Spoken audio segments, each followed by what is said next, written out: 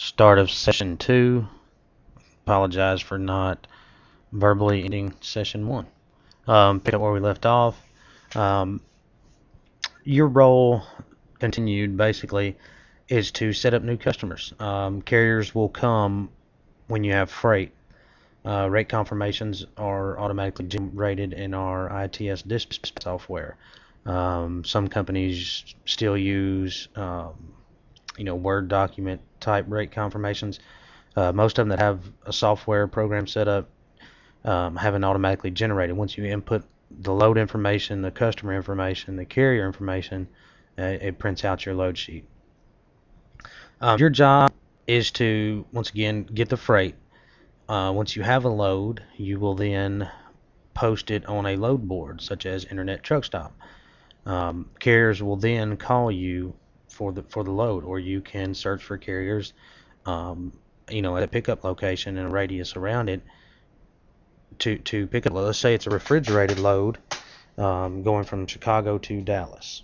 You will search trucks, let's say a 100-mile radius around Chicago, and with that type of equipment. If it's a refrigerated load, you want to search refrigerated trucks.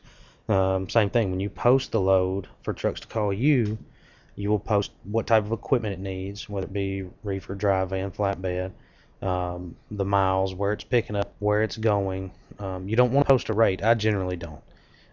I'd rather utilize sales ability to negotiate the rate than have it just posted there. And that's also going to limit the calls you get. And like I said, the role of a freight broker, it's going to come along as you go. Getting freight is the most important thing.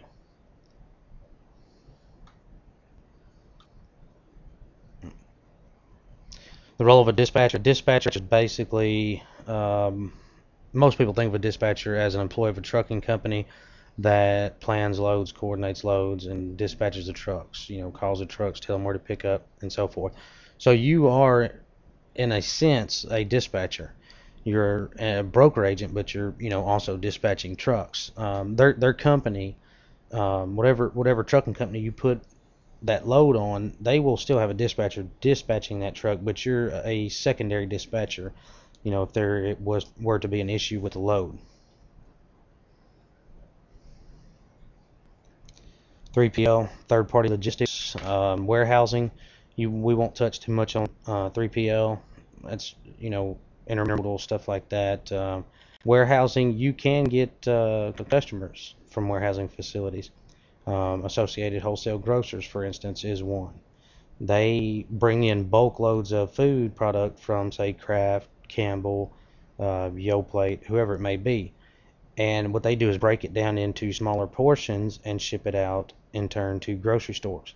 So you can get customers from wholesalers, warehousing facilities, and so forth. Types of freight. Different types of freight. Flatbed, reefer, which is refrigerated, van freight, which is dry freight, auto hauling. Your good money is going to be in oversized, over-dimensional stuff. That's your extended, maxi step deck, double drops, so forth. Less than truckload or truckload. LTL is less than truckload. It's partial load. There's also air, rail, ocean freight, but then again, you're getting into, except for rail, you're getting into international freight forwarding, which we don't deal with. You can choose to specialize in one type of freight. I don't recommend it, because why would you turn, if all you're dealing with now is let's say dry van freight, why turn down a flatbed customer if you find one? It's just more money in your pocket. Rating freight, that's a pretty long subject. We're going to get onto that in part 3. This is the end of part 2.